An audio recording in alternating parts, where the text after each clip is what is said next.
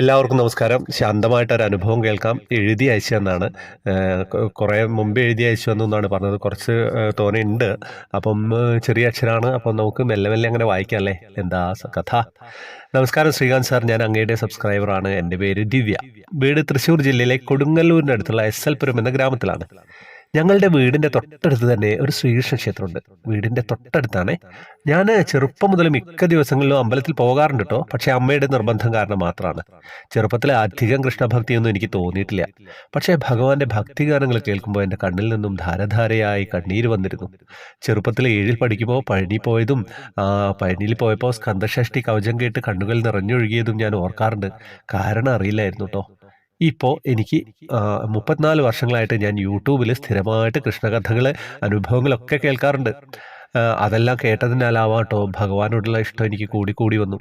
Sushmita G, സ്വസ്തിക, കൃഷ്ണാർപ്പണം, ഇപ്പോൾ അങ്ങയുടെ ത്രിമധുരം എന്നീ ചാനലുകളൊക്കെ എൻ്റെ കൃഷ്ണഭക്തി വർദ്ധിപ്പിച്ചുകൊണ്ടിരുന്നു. ഇപ്പോൾ 4 വർഷത്തിനുള്ളിലായി ഞാൻ ഡെയിലി ഭാഗവതവും ഒക്കെ കേൾക്കാറുണ്ട് കേട്ടോ. അപ്പോൾ മുതൽ ഒരാഗ്രഹം മനസ്സിൽ നിറഞ്ഞു നിന്നിരുന്നു. ഭാഗവതം വാങ്ങി വായിക്കണം. ഹരേ കൃഷ്ണ പ്രസ്ഥാനത്തിൽ എൻ്റെ മനസ്സ് പോയി. അവരുടെ വാട്സപ്പ് ഗ്രൂപ്പിലും അംഗമാണ് കേട്ടോ. പക്ഷേ ഫുൾ ഫ്ലഡ്ജ് ആയിട്ട് എനിക്ക് 16 മാല ചൊല്ലാൻ സാധിക്കുന്നില്ല. കാരണം ഞാൻ റെയിൽവേയിൽ വർക്ക് ചെയ്യാണ്. അതിനാൽ എനിക്ക് കിട്ടുന്ന കുറച്ച് സമയത്തിൽ നിന്നാണ് ഞാൻ നാമങ്ങളൊക്കെ ചൊല്ലുന്നത് കേട്ടോ. അങ്ങനെയാണ് സമയം കണ്ടെത്താറുള്ളത്. ഹരേകൃഷ്ണ പ്രസ്ഥാനത്തിലെ അംഗമായ എൻ്റെ അനിയത്തി, അതായത് കസിൻ സിസ്റ്റർ, എന്നെ കുറേ ഹെൽപ്പ് ചെയ്യാറുണ്ട്.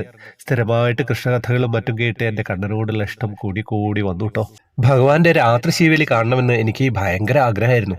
ഇതുവരെയും ഭഗവാന്റെ ശീവേലി ഉത്സവം, ഏകാദശി അങ്ങനെയൊന്നും ഞാൻ കണ്ടിട്ടില്ല. എനിക്ക് ഭാഗ്യം ഉണ്ടായിട്ടില്ല കേട്ടോ.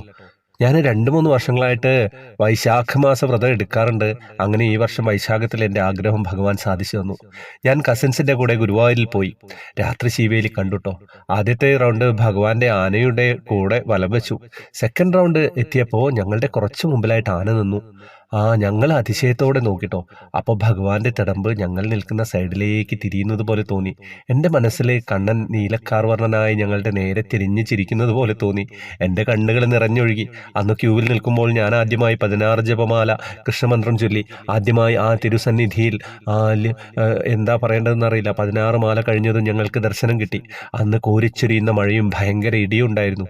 സ്വതമേ ഇടിമിന്നലെ ഏറെ ഭയപ്പെട്ടിരുന്ന ആളാണ് ഞാൻ അന്ന് മാല ചൊല്ലുമ്പോൾ ഒരു തരി പോലും ഇടിയെ ഭയപ്പെട്ടില്ല.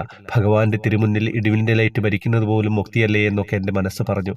അങ്ങനെ നിൽക്കുമ്പോൾ ശിവേലി എൻ്റെ മനസ്സ് നിറച്ചു എന്ന് പറയുന്നത് തന്നെയാവും കേട്ടോ.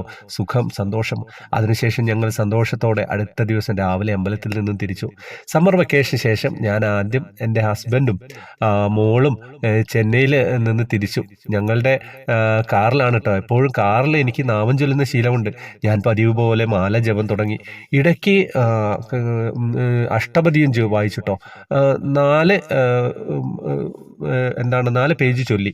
ഉച്ചയ്ക്ക് 1 മണിയോടുകൂടി എന്തോ ഒരു ഭയങ്കര ശബ്ദം കേട്ട് ഹസ്ബൻഡ് വണ്ടി സൈഡിലേക്ക് ഒതുക്കി നിർത്തി. പെട്ടെന്ന് ബൈപ്പാസിലായിരുന്നു കേട്ടോ സംഭവം. ഞങ്ങൾ വേഗം ഇറങ്ങി നോക്കിയപ്പോൾ ലെഫ്റ്റ് സൈഡിൻ്റെ ബാക്ക് വീല് ബേസ്റ്റ് ആയിരിക്കുന്നു.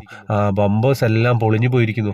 ബട്ട് ആ സമയത്ത് മുന്നിലോ പിന്നിലോ ഒരു വലിയ വണ്ടിയോ ചെറിയ വണ്ടിയോ ഒന്നും ഇല്ലായിരുന്നു. പെട്ടെന്ന് തന്നെ എനിക്ക് മനസ്സിലായി ഞങ്ങളുടെ ഭഗവാൻ ഞങ്ങളെ കാത്തു എന്നുള്ളത്.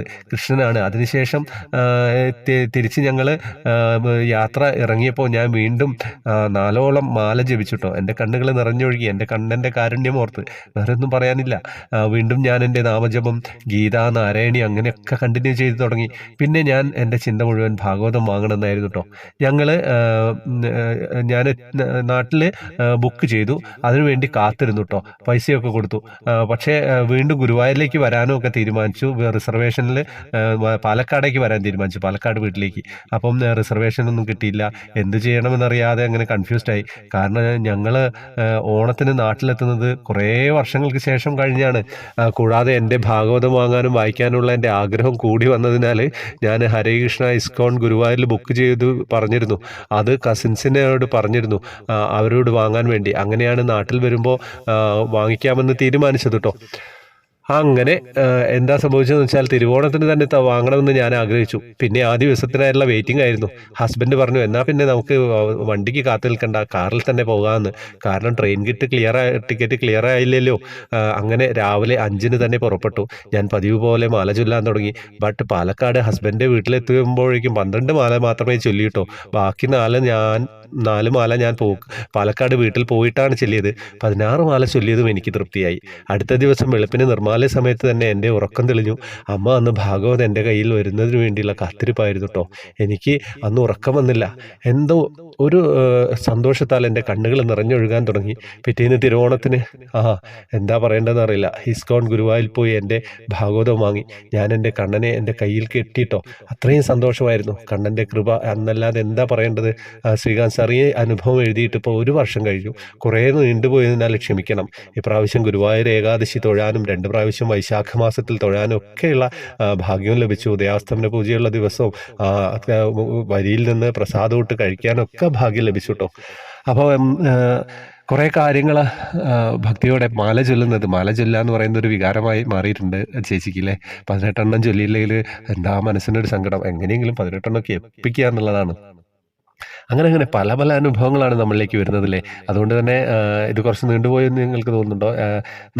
എന്തായാലും നമുക്ക് ഇതിൽ ഒരുപാട് കാര്യങ്ങൾ നമുക്ക് അറിയാൻ പറ്റിയില്ലേ.